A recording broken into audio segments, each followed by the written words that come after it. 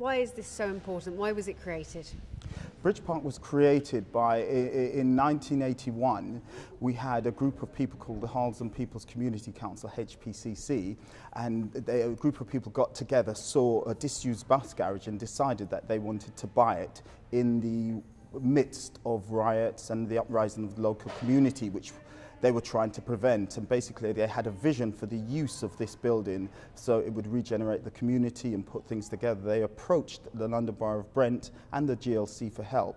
And at that time, when there was no real solution for the things that was happening for the community at that time, Brent got behind the solution and decided that they would help by promoting this to the government, and they applied for a number of grants to help in the name of HPCC to buy the site for the people, for that vision to build the community.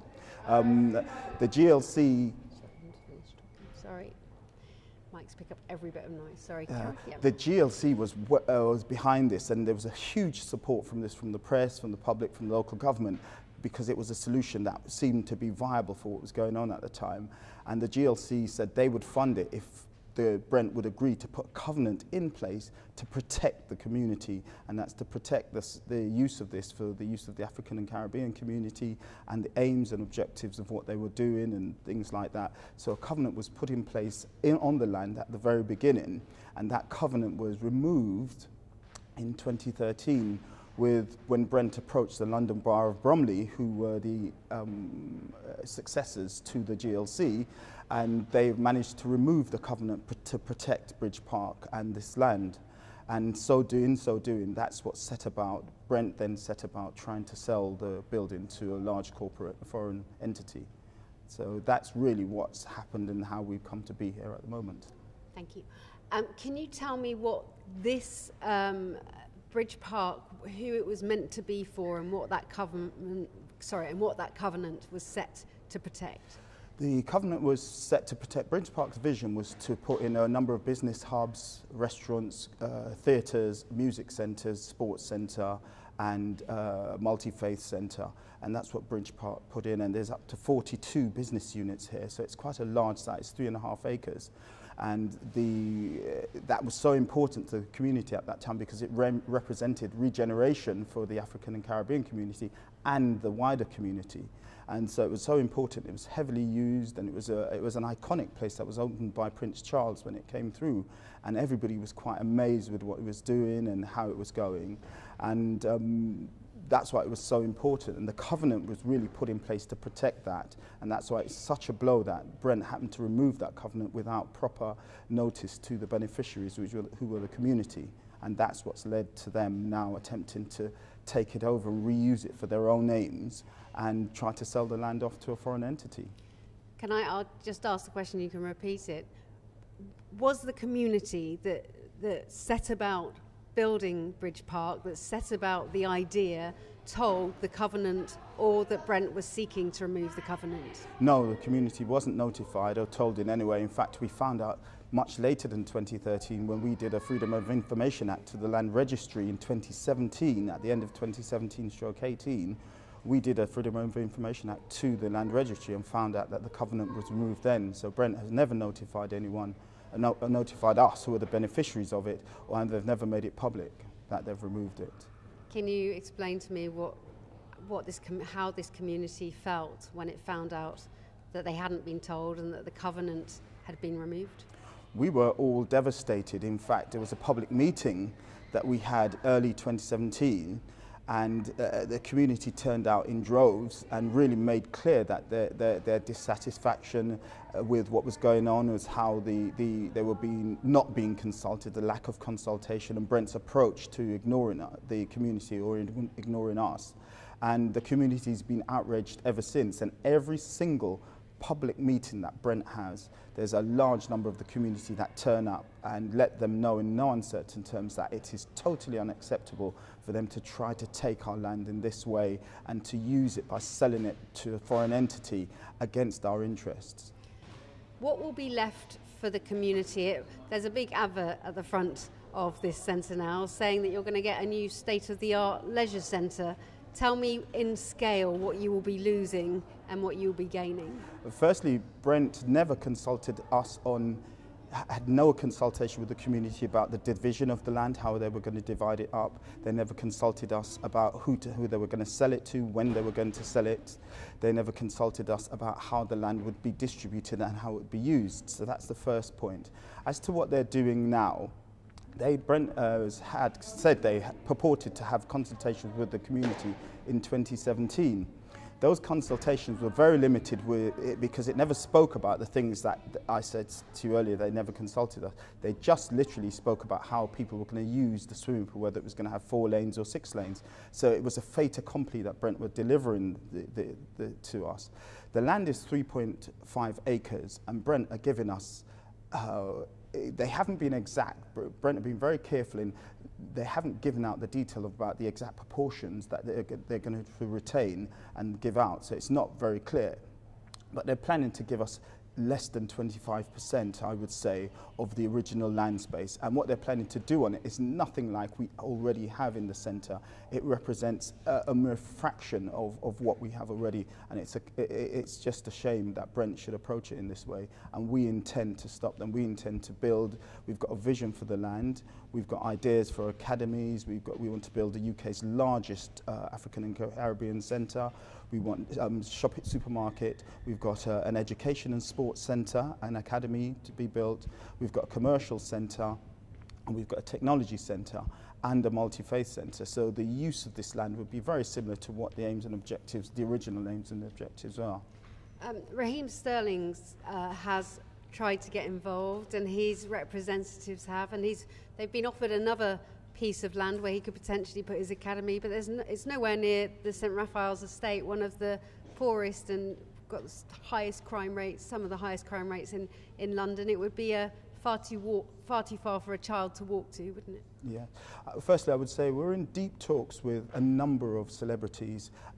We've had overwhelming support from the celebrities, both in the sports and the sort of theatrical side of things, and business in general. And so I can't speak specifically about any talks that we're in with any individual, but what I would say is that we've got amazing support. We're building an academy on this site, and off the site will be training grounds. We've got 3 locations for the most amazing training grounds that you can have. We can promise planning permission on the 3 sites.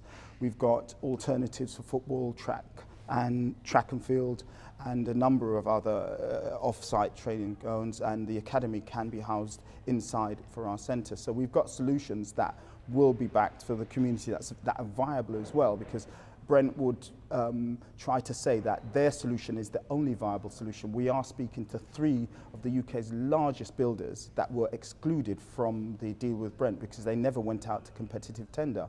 They went straight to doing a deal with General Mediterranean Holdings. This is Brent. And as a result of that, it was left that all the big builders, all the big contractors and developers were left out of the deal. We're speaking to between up to 3 people at the moment that can help us produce viable alternatives to Brent's plans that will include a lot more for the community. What are you going to court to do? Right. What we're going to court to do is very specific. Brent at the moment claim that they are able to sell the land, and we are claiming that we have an interest. Because the reason why we have an interest, because the money and the funds were raised in our name, and we were the trustees. We were meant to be the trustees. Because we were only an unincorporated association, so a limited cooperative at the time, we had Brent hold the money for us and pay the suppliers. And as a result of that, Brent became our custodian trustees, and they never handed the trust relationship back over to us as promised. They told us that they would hand the relationship back over to us. We've got evidence of that of what they told us, and that was the plan, and they never did it. They never handed it back to us, and as a result now they're using that today to try to sell the land. What we've done, we've satisfied the land registry that we have got sufficient interest in the property to launch an application to block the sale. So we've launched an application to restrict the sale, and Brent, having refused to negotiate with us 3 or 4 times. We need to do that again without the scream in the middle of it, sorry. Which one shall just pick up from Brent having refused to negotiate? Just a little bit before where you're saying we've put in with the land. Yes, We've managed to convince them. Yeah. Yes, we put in an application to the land registry to block the sale, and that application you have to provide a burden of proof, and we satisfied that sufficient proof that the application can be lodged. That application is now in place, which has blocked the sale. Brent, in turn, they've refused 3 times to negotiate or come to any sort of level of alternative dispute resolution, ADR, with us, and they've decided to take the matter to the High Court. So using community money, our own money, to take us to court. They're using nearly £500,000 to take us to court. They've got the top lawyers, they've got QCs, and they've got amazing PR agencies that they're doing things, putting up messages and doing tours around the community. But what I would say to Brent is, this land was the first and Europe's largest African and Caribbean, Europe's largest and only African and Caribbean owned land that is managed, that's for the community. And we are going to fight for it. And we've put in place a restriction, an application to restrict, and Brent are taking us to High Court to remove that. They have a limited time because they're restricted by the date that they have to complete their sale by. So as a result of that, because we put a restriction in place, they've tried to come at this to speed the whole process up by taking us on a technicality for a summary hearing on the 27th of February to try to get our court case struck out without it being heard, because we've got some real serious evidence that Brent do not want us to put into the public domain or to put before the court. So what they're trying to do is get our case struck out on a technicality so it's not heard, and we're resisting that, and that's on the 27th of February at the Rolls Building, the High Court, and that's at 10:30 a.m. and that's EC4. And that's why we're here. Absolutely. Can you tell us, a lot of our viewers are big football fans, Yes. are Raheem Sterling fans. Can you tell us about his involvement in this centre when he was a child? Raheem was involved. I'm not fully sure of Raheem's full history, but what I do know is that he learned to play football not far from here, but he did a lot on this ground. He was trained and coached on this ground or somewhere very close. There's a bit of land around here that football is also, and he was learnt and coached here, from what I understand. So he's hugely connected, and he's really very interested to support in us on this, and we welcome his support. And Raheem, we're looking forward to speaking to you even more and looking forward to your help, and we'll leave it there on that point. Who else has come through this facility? Who else has been Oh, there's many people. You've got Crystal Rose Show came through here, Mobo Awards came through here, Mr. Motivator came through here, Dennis Brown, a number of artists have come through the whole place. It's just amazing the amount of people in Brent that has passed through Bridge Park, and celebrities, not only in Brent, but far and wide. A number of black celebrities have passed through here. Wow. So. John Regis, Cyril Regis. Cyril Regis, the Regis family, all footballers, all great footballers, and a number of the boxers, it's the dancers, boxers, athletes. The number is just more than I can mention at this time. How heartbreaking is it for you then that you've had to go this far with so many names, and it's striking. You only need to drive around this community for 5 minutes to know how important this is. These are housing estates in among industrial estates right next to one of the busiest roads, circular roads around London. Yes. How vital is this?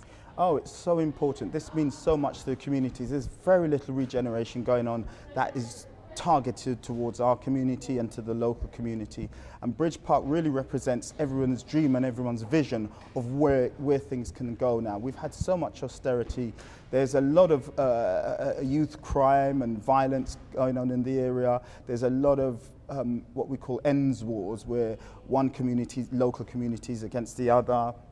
There's killings. It's so important that we stem the flow of that and give people some hope. And what Bridge Park represent is real hope for the community. It's a chance for us to really show the people that we have regeneration local. We have an iconic centre, a centre of excellence that will really change what's happening in the area. And Brent, I would just ask you for once to come and talk to us properly.